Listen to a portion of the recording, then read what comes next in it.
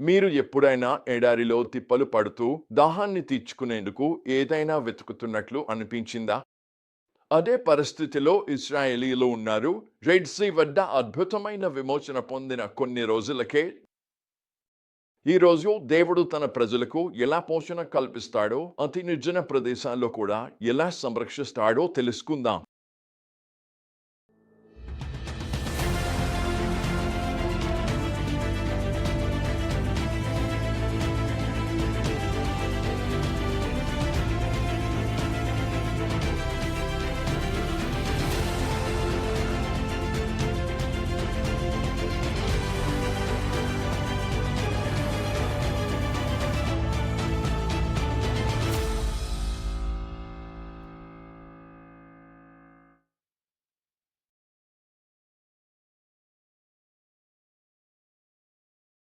నిర్గమకాండం 15:22-16, 1 సంఖ్యాకాండం 33:1-2 వరకు పరిశీలిద్దాం. ఇశ్రాయేలీయుల అరణ్యయాత్ర ప్రారంభం చూడవచ్చు.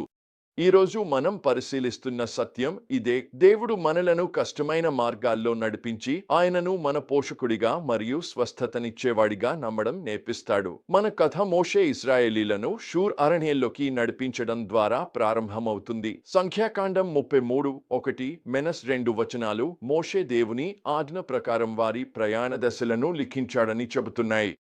ఇది కేవలం ఒక ప్రయాణ వృత్తాంతం కాదు, భవిష్యత్ తరాలకు మనకు దేవుని విశ్వాసయోగ్యతను రికార్డు చేయడం. వారు 3 రోజుల పాటు ప్రయాణించిన నీరు కనుగొనలేకపోయారు. వారి పెరుగుతున్న ఆందోళనను ఊహించగలరా? వారు బానిసత్వం తప్పించుకుని ఎర్ర సముద్రం విడిపించబడ్డారు. వారు అరణ్యంలో దాహార్తితో బాధపడుతున్నారు. చివరికి వారు మారా అనే ప్రదేశానికి చేరుకున్నారు. దీని అర్థం కఠినమైన అని. ఒక సమస్య ఉంది. ఆ నీరు తాగడానికి చాలా చేదుగా ఉంది. మరి తర్వాత ఏమైంది? నిర్గమకాండం 15:24 ప్రజలు మోషేపై అసహనం చేస్తూ ఏమి త్రాగాలి అని ప్రశ్నించారు. తీర్పు చెప్పడం సులభం. దేవుడు విశ్వాసం చూపిన తర్వాత కూడా విషయాలు జరగకపోతే మనం ఎన్నిసార్లు అసహనం వ్యక్తం చేస్తామో. కానీ మోషే ప్రతిస్పందన చూడండి. అతను వాదించలేదు లేదా రక్షించుకోలేదు. బదులుగా అతను ప్రభువును ప్రార్థించాడు. దేవుడు అతనికి ఒక చెక్క ముక్క చూపించాడు. దాన్ని మోషే నీటిలో వేశాడు. ఆ నీరు తాగడానికి అనుకూలంగా మారింది. ఈ అద్భుతమైన ఏర్పాటుతో మోషే మరియు ప్రజల మధ్య ఉన్న స్పష్టమైన వ్యత్యాసం బయటపడింది. మోషే విశ్వాసంతో జీవించాడు. అయితే ఇశ్రాయేలీయులు ఇంకా భయానికి లోబడి ఉన్నారు. మనకు విశ్వాసంతో నడవడం కంటే భయానికి లోబడటం సులభం. ప్రతిరోజు మనకు ఒక ఎంపిక ఉంటుంది. అసహనం వ్యక్తం చేయాలా లేక మోషే చేసినట్లుగా ప్రార్థించాలా? నేను ప్రతికూల వాతావరణంలో పెరిగాను మరియు యేసును అనుసరించిన తర్వాత కూడా చాలా కాలం పాటు ప్రతికూలత పోరాడాను. కానీ సంవత్సరాలుగా నా పరిస్థితుల నుండి దేవుని వైపు నా దృష్టిని మార్చుకోవడం నేర్చుకున్నాను. చేసినప్పుడు దేవుడు దృష్టికోణాన్ని మార్చాడు. కఠినమైన నీటిని జీవజలంగా మారుస్తాడు. ఈ మార్పు ఒక్కరోజులో జరగదు. ఇది నిరంతర సమర్పణ మరియు విశ్వాసంతో యాత్ర. కానీ మనం భయానికి బదులుగా విశ్వాసాన్ని ఎంచుకుంటూ సాగినప్పుడు మనం అత్యంత క్లిష్టమైన పరిస్థితుల్లో కూడా దేవుని చేతిని చూడటం ప్రారంభిస్తాము.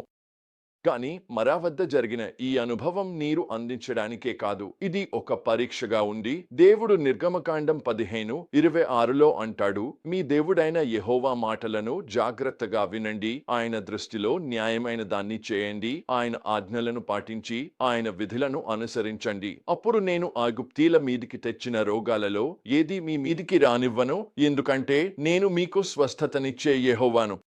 దేవుడు తనను యెహోవా రాఫా అంటే స్వస్థతనిచ్చే ప్రభువుగా ప్రకటించాడు. ఆయన ఇశ్రాయేలీలకు అలాగే మనకు చూపించాడు. ఆయన కేవలం మన భౌతిక అవసరాలకే కాకుండా మన ఆత్మీయ ఆరోగ్యానికి ఆసక్తి కలిగి ఉన్నాడని. తరువాత దేవుడు వారిని ఏలిన్కు నడిపించాడు. 12 ఊటలు మరియు 70 తాటి చెట్లు ఉన్నాయి. ఎంత విరుద్ధత! చేదు జలాల నుండి ఒయాసిస్ వరకు. మనకు నేర్పేది ఏమిటంటే దేవుడు కనీస అవసరాలను అందించడం లేదు. ఆయన మనలను తరచుగా సమృద్ధి విశ్రాంతి స్థలాలకు నడిపిస్తాడు. ఈ భాగం నుండి మనం ఏమి నేర్చుకోవచ్చు? మొదటగా దేవుడు మనలను కష్టమైన మార్గంలో నడిపిస్తాడు. మనం ఆయనపై ఆధారపడటం నేర్చుకోగలగాలి. ఇప్పుడే మీకు ఎడారి అనుభవం ఉంది. రెండవది, మనం ఎదుర్కొనే సవాళ్లకు మన ప్రతిస్పందనలో మనం దేవునిపై ఎంత విశ్వాసం ఉంచుతున్నామో తెలియజేస్తుంది. మీరు అసంతృప్తిగా లేక విశ్వాసంతో దేవునిని ప్రార్థిస్తున్నారా? మూడవది, దేవుడు మన శారీరక మరియు ఆధ్యాత్మిక స్వస్థతకర్త. ఆయన స్వస్థత విధేయత మరియు విశ్వాసానికి సంబంధించిన షరతులతో వస్తుంది. నాలుగవది, దేవుని సమకూర్చడం కేవలం మన అవసరాలను తీర్చడం మాత్రమే కాదు, ఆయన మనలను సమృద్ధి స్థలాలకు నడిపించాలనుకుంటాడు. ఐదవది, మోషే చేసినట్లుగా దేవుని నమ్మకదారిత్వాన్ని లిఖించుకోవడం అనుమాన సమయాల్లో మనకు మరియు ఇతరులకు ప్రేరణనిచ్చే శక్తివంతమైన సాధనంగా మారుతుంది. మనం ముగించేటప్పుడు నేను మీను ఒక ప్రశ్న అడగాలనుకుంటున్నాను. ఈరోజు మీరు దేవుని మీ పోషకుడిగా మరియు స్వస్థత దాతగా నమ్మాల్సిన అవసరం ఎక్కడ ఉంది? మీరు దేవుని రూపాంతర స్పర్శ అవసరమైన కఠిన పరిస్థితులను ఎదుర్కొంటున్నారా? ఇశ్రాయేలీల కోసం చేదు నీకిని తీయనిగా మార్చిన అదే దేవుడు ఈరోజు మీతో ఉన్నాడు. ఆయన మీ సవాళ్లను అవకాశాలుగా, మీ అసంతృప్తిని అభివృద్ధి మరియు ఆశీర్వాదంగా మార్చగలడు.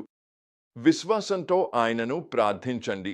ఆయన ఆజ్ఞలు పాటించండి. విచిత్రంగా అనిపించిన చేదు నీకిలో కట్టెవేయడం, ఆయన పోషణ కోసం ఎదురు చూడండి. ఆయన విశ్వాస్యతను నమోదు చేయడం మర్చిపోకండి. మీ విశ్వాసయాత్ర దాని సవాళ్లు మరియు విజయాలతో ఆ కట్టె కావచ్చు. దేవుడు దాన్ని ఉపయోగించి మరొకరి చేదు నీటికి స్వస్థత మరియు ఆశను తీసుకురావచ్చు.